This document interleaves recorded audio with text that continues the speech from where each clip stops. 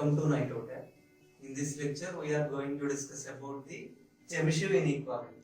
So, for a given random variable x, which is having a mean value of x bar and variance of sigma x square, the Chebyshev inequality states that probability of modulus of x minus x bar greater than or equal to epsilon is always less than or equal to sigma x square by epsilon square. So here epsilon is a very small positive quantity and x bar is mean value, sigma x square is variance. So now we have to prove this inequality because here there is no equal to symbol. So we have to call it as inequality, Chebyshev inequality.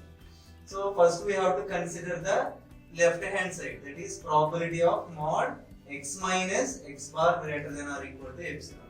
So we can split this modulus into two parts. So I am writing here, I am taking here one example. Mod x greater than 5 means x is greater than 5 and also minus x is greater than 5. Modulus of x means plus x and also minus x. So plus x greater than 5 and minus x greater than 5. Now I am multiplying here minus x greater than 5 with minus. Then it becomes plus x. So greater than becomes less than, plus 5 becomes minus 5. So mod x greater than 5 means x greater than 5 and also x less than minus 5. So by using this simple example, I am writing here mod x minus x bar greater than or equal to epsilon s. First I am writing positive term. X minus x bar greater than or equal to epsilon plus the second one is x minus x bar less than or equal to minus epsilon. So we can split this modulus into two parts. Now here x bar I am taking to right hand side. So x greater than or equal to minus x bar means plus x bar plus epsilon, and plus in the second term again we are taking this minus x bar to right hand side. X less than or equal to x bar minus epsilon. So first we have split this modulus into two parts. One is greater and one is the less than or equal to. Now already from the properties of density function we have this equation. Probability between two limits x1 less than or equal to x2 is integration of density function from x1 to x2. So here also probability, we want probability and we have to represent it in terms of density function. So we have to write the limits. If x is in between x1 and x2, we are taking the limits from x1 to x2. But here the range is x is greater than or equal to this value, x bar plus epsilon. That means x value is greater than this value. This is lower limit, x bar plus epsilon. And there is no upper limit. So we have to take the upper limit as infinity. So here x1 and x2 means we are taking lower limit x1, upper limit x2. But for this probability, x is greater than this value. That means this is a lower limit, x bar plus epsilon. But there is no upper limit, so we have to take infinity. For the second term, here x is less than some value. That means this is upper limit, x bar minus epsilon. There is no lower limit, so the lower limit becomes minus infinity. So the probabilities, first we split this modulus into two parts, then we are writing these probabilities by using density function, by using this property. Now I am combining these two integrations.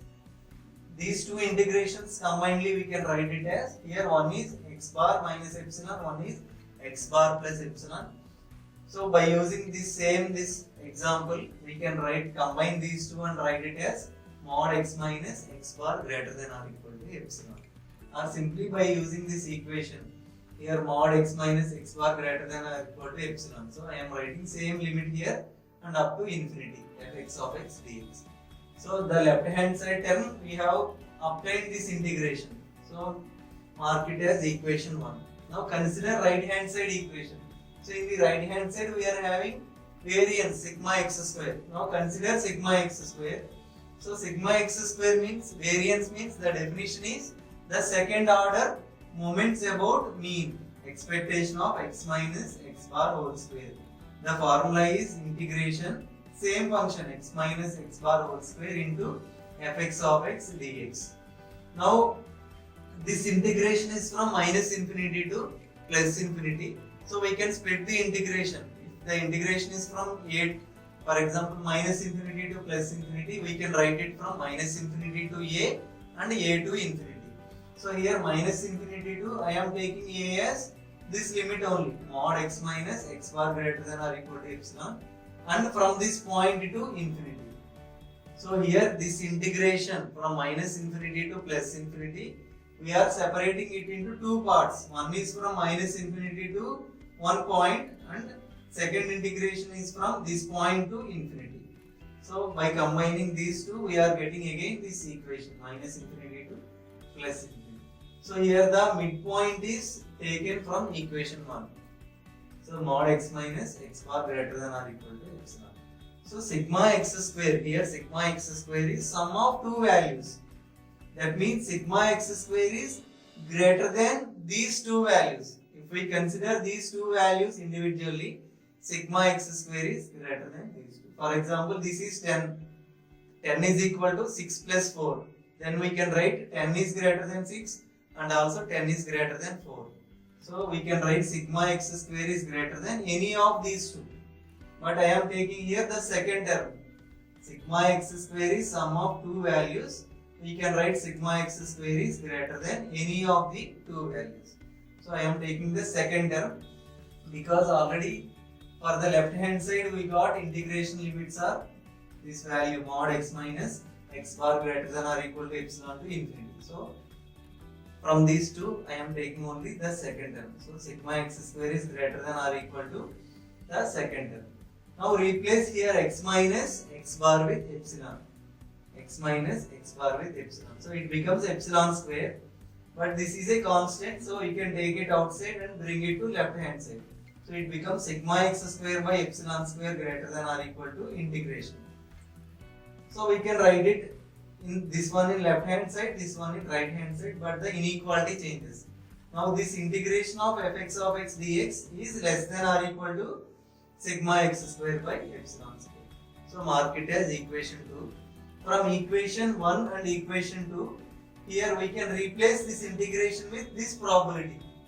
So replace here the integration with this probability, then we are again getting the basic equation. The probability of x minus x bar greater than or equal to epsilon is less than or equal to sigma x square by epsilon square.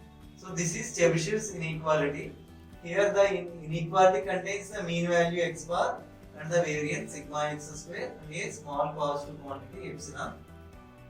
So here first we have considered the left hand side and obtained one equation. Then in the right hand side we have taken variance. By expanding this formula we have obtained one more equation. By equating these two we are getting the Chebyshev's inequality. Thank you very much.